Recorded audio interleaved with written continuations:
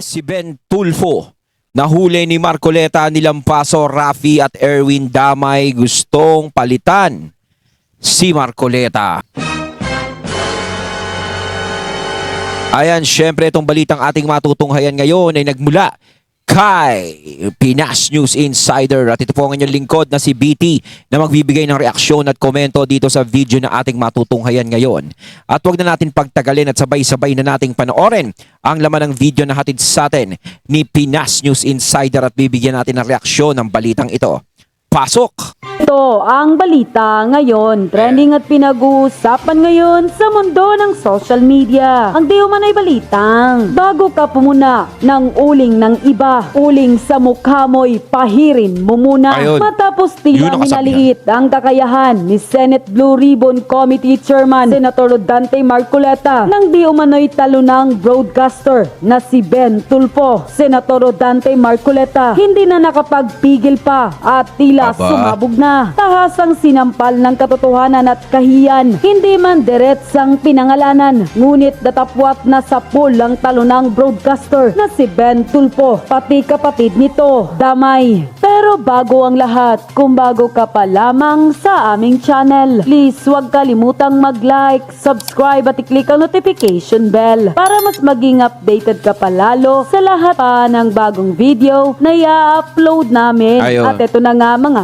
kababayan, matapos ang tila pang mamaliit di umano ni Ben Tulfo sa kakayahan ng committee na pinamumunuan ni Senator Dante Marcoleta. Ano na raw? Si Senator Marcoleta minamaliit ni Ben Tulfo. Di wow. Di wow. Grabe, nakakahiya naman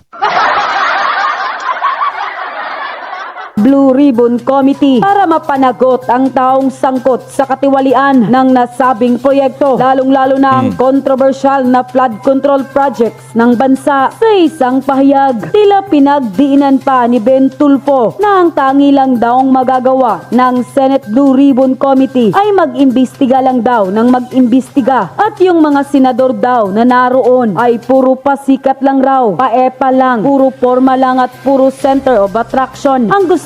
Pero ang tangi raw na makakapanagot talaga sa mga sangkot dyan sa flood control project anomaly ay walang iba raw kundi ang Office of the Ombudsman. Kaya buwelta pa ng taong bayan. Teka, nandudo na nga tayo. Puro salita lang yan, puro ganyanan lang, puro gantuhan lang. Yung iba nagpapapogi lang, sumasama lang sa ganyang usapin, di ba, diyan sa Senado. Pero ibahin mo ibahin mo si Senator Marcoleta. Dito is tinitignan talaga natin, at least nakikita natin kung sino talaga ang gumagawa ng hindi maganda sa gobyerno. Diba? Siguro naman kung Tulfo din naman ang naupo sa, kuwari, naging chairman si Rapi Tulfo, makakapagsalita ka ba ng ganyan? Malamang hindi. Diba? Ganyan yun. Ngayon, syempre, ewan natin kung bakit ganyan ka. Baka alam natin, parang ikaw, may ano ka sa mga Duterte. Dahil alam mo, isa sa mga ano ng Duterte si Marcoleta, pero hindi niya naman ginagamit ang mga Duterte dyan. Ibig ko sabihin, nagiging transparent si Senator Marcoleta. Diba? Ngayon, nandoon na nga tayo. Nandiyan yung mga sangkot sa flood control project na yan, at least nalalaman natin. Nalalaman ng taong bayan, harap-harapan, nationwide. Diba? Kung ano talaga ang kalokohang ginagawa ng mga yan. Ngayon, syempre, kung kakasuhan sila sa ombudsman, o doon, at least tayo nalaman natin yung katotohanan. Kita nyo yung nangyayari, nalalaman natin yung katotohanan, hindi tayo nagiging mukhang mangmang. o ng social media na bawat kagawaran at bawat departamento ng pamahalaan ay may kanya-kanya raong kapanig at hindi niya po daw dapat maaring questionin ang pagsasakatuparan ng katungkulan ng Senate Blue Ribbon Committee na pinamumunuan ni Senator Rodante Marcoleta. Komento pa at reaksyon ng taong bayan at ayon sa kanila, yung mga kapatid niyang dalawang senador ang pasikat, pabida at grandstanding kaya sinabihan ni Senator Dante na bawal sa committee niya ang ganon. Ben, huwag mong itulad si Senator Marcoleta sa mga kapatid mo na puro pabida lang. Pag dumami na ang views, tahimik na. Tulad na Alam mo, di ba? Ay, tuloy natin. lang ng hearing ni Rapi Tulfo sa PCSO. Pagkatapos magbida, biglang tumahimik. Ay, ang mga magagaling nga naman. Akala sila lang ang may alam. Di ba? Yun eh. Yung sa loto, tayo bumilib tayo nung una eh. Tapos pagdating sa kalagitnaan, biglang lumamig na yung issue. Yung init biglang nawala. Yung hinihintay natin, nandoon na eh. Makakatch na natin eh. Biglang nawala. Nawala yung istorya. Ngayon, parang ang sinasabi dito ni... Ako si Ben Tulfo, idol ko yan dati. Kahit naman yung Tulfo Brothers, idol ko dati yan eh. Kaso nga lang, syempre, simula nang pumasok kayo sa politika, medyo nag-iba tayo ng konti. Parang medyo hindi naging maganda. Pero kung tutusin, parang ginagaya mo si si Senator Marcoleta sa iba na nagpapapogi lang. Kuya Ben, ayun, no? Si Tol Ben, parang ganun. Ibahin niyo po si Senator Marcoleta. Dahil sa kamera pa lang, nakikita natin kung paano panindigan ni Senator Marcoleta kung ano yung sinisimulan niya. Hanggang sa katapusan nga eh. Nakikita natin eh. Hanggang sa pinagtutulong-tulungan na siya, nakikita pa rin natin, di ba? Paano kasi talo sa pagka-senatorial, di sama ng loob ngayon? Akala sikat pa rin siya. Tapos comment siya sa vlog. Wala namang maraming views sa vlog niya. Di naman sikat. Inaangat niya ang sarili niya. Wala namang believe sa kanya. Di naman abogado. Yun lang. Comment siya. Akala niya mahusay. Dapat mag-aral muna siya sa pagka-abogado para alam niya ang batas. Magaling lang sa mga opinyon na mali naman. Natalo kasi sa pagtakbo ng pagka-senador. Kaya ano na lang ang pinagsasabi niya. Mga tao hindi nag-iisip kung ano na lang pinagsasabi. Akala ko matalino. Mangmang pala. Naiinggit si Ben Tulfo kasi di nakapasok sa senador. Tama lang kasi kung nagkakataon na nanalo, 3 na silang Tulfo sa senador. Di, parang napakasama naman kasi nun, 3 na silang Tulfo sa Senado. Parang naman, di ba? Mas maganda na siguro, okay na nga yung dalawa, okay nga lang, isa eh. Pero okay na, sige, dahil may Cayetano, 2 Cayetano, di ba? Sige, 2 na lang sila. Siguro, huwag ka nang sumali, maging commentator ka na lang, okay na yun. Di ba? Huwag mo nang, ambisyonin yung politika. At least, meron sa inyong hindi kasali sa politika. Di ba? Huwag na sumama yung loob mo. Ayan tuloy, sa ginagawa mong yan, mas lalong dumadami ang naiinis sa'yo. Ang mga asawa nila nakapasok sa party list, mga anak nila, mga congressman na baka maging Tulfo community na ang gobyerno natin. Sumakay lang yang si Ben para sabihing bagay siya sa Senado. 2 butlog na Tulfo sa Senado, di nga makaporma kay Marcoleta. And Sabi nung isang broadcaster, di ba, ilalaki yung palaging kahit na hating gabi nakasalamin na yan kang mga gumagawa. Oo nga, laging naka-shades. Nagtataka ako kay Ben Tulfo, lagi na lang naka-shades. Kasi alam ko, kahit gabi, dapat di ka na nag-shades. Pero siya, lagi siyang naka-shades. Hindi nakakatawa sa kanya eh. Oh. Lakas bang inis ni Senator Marcoleta, simpleng tira pero rock. Kasi nga, puro pasikat. Puro pasiklab yung mga yan. Puro epal. Ano kaya gagawin mo sa mga ganitong klaseng tao dyan? Alam naman niya na yung committee, yung Blue Ribbon, yun ang talagang pinaka-major na committee na siya yung gaganap ng tungkulin na yun. Kapag nagpasaring ka ng gano'n, dala mo na lahat. Totoo po. Pero kung sasabihin niya, yung nagpasikat, nag-epal.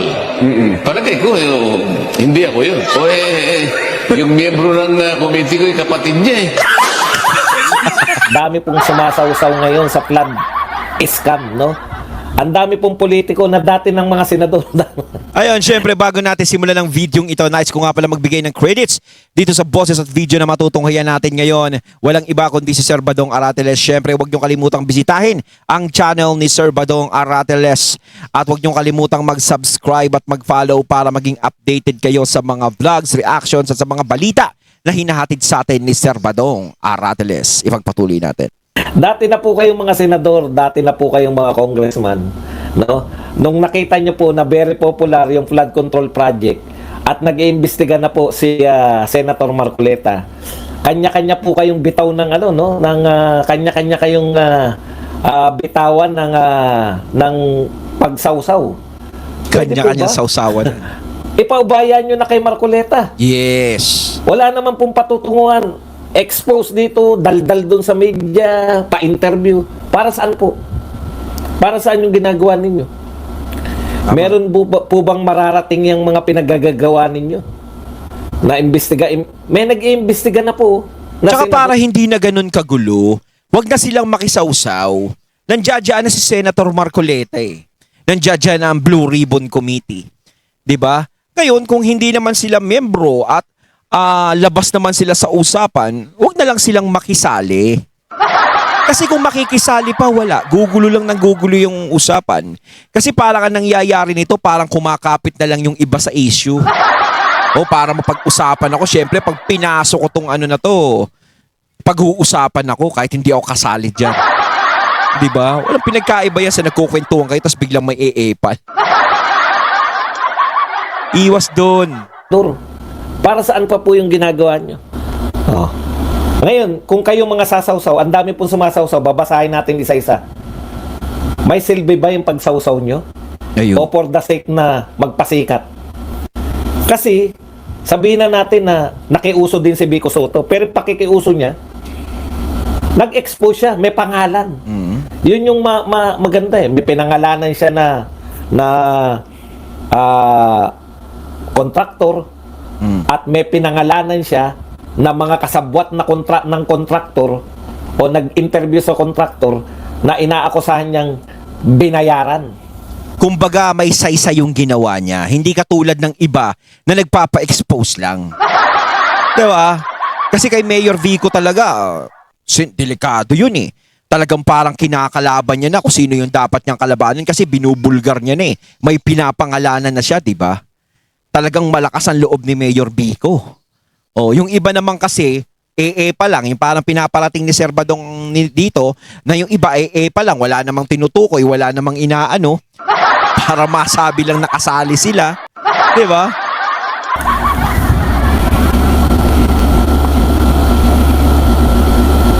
Kaya ngayon, expose na naman yung media ngayon.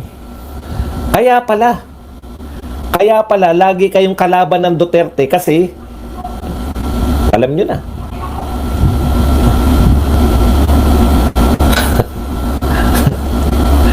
May nagwawala rin sila. Hindi ko alam kung ako minumura eh. Pero diba? Alam nyo na.